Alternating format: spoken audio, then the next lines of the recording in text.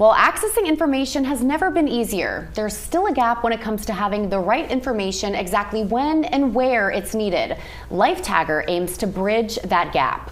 Let's welcome Marlon Brown, co-founder of LifeTagger, and account executive Juliana Mickle. I want to thank you both for being here with us today. And Marlon, what is LifeTagger? The best way to explain LifeTagger is probably to talk about the origin story. One day my wife sent me a text message, grab some milk on the way home. I was at work, it's 9 o'clock in the morning.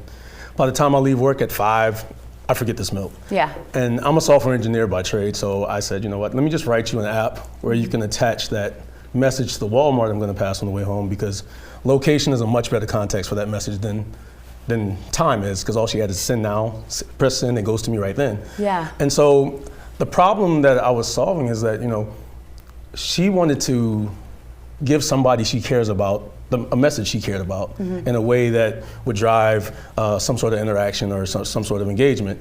And she didn't have a great way to do that. And I realized that businesses like to do the same thing. Yeah. And it's such a relatable situation. I mean, we all have been there in a situation where we either forget something or, we saw it yesterday, but we can't find it on our phone right now when we need it. How does the technology work? So our phone has the ability to detect a bunch of different signals. One of them being geolocation, GPS, how you do your maps.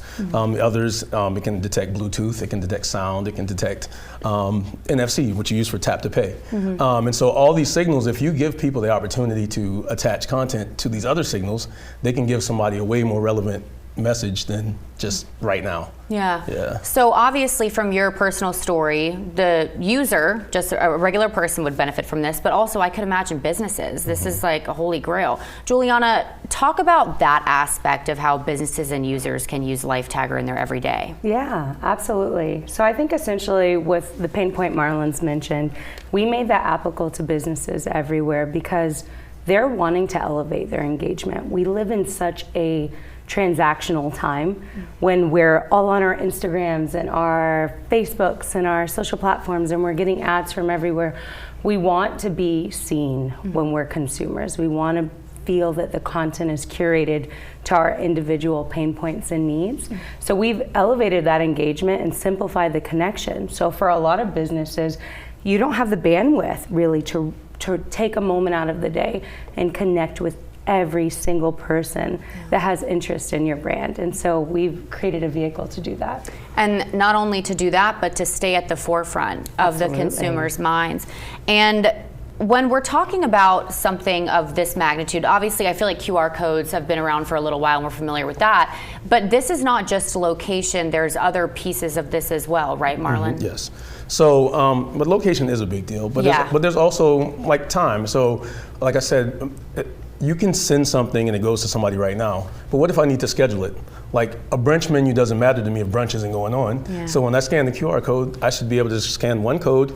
Brunch goes away when it's not supposed to be there. It appears when it is supposed to be there. So, so time is a big deal. Location is a big deal. We can use Bluetooth technology, which is like how you detect your earbuds. And we can also use NFC technology, like you can touch it, like we've done in some fashion shows. You can wearable technology where you can touch your phone to it and get the information. So. Okay, so even brands can like have something on their tag, or that's so cool. And when was LifeTagger started?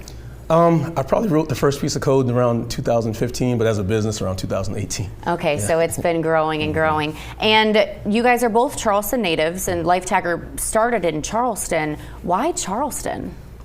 Yeah, that's a great question. I think because that's where Marlon was and he developed it, but more so in the recent, we have just wanted to see where we're from, where we're born and raised, thrive in a different way. And we wanted to be part of that. So we have clients all over the world.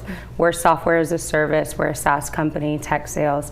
So you can be anywhere in the world and buy our product, but we really wanted to take a step back and say, how can we make where we're born and raised, what's grassroots for us, flourish with this technology? So that is our current initiative. Okay. And also, Charleston is such a historical city.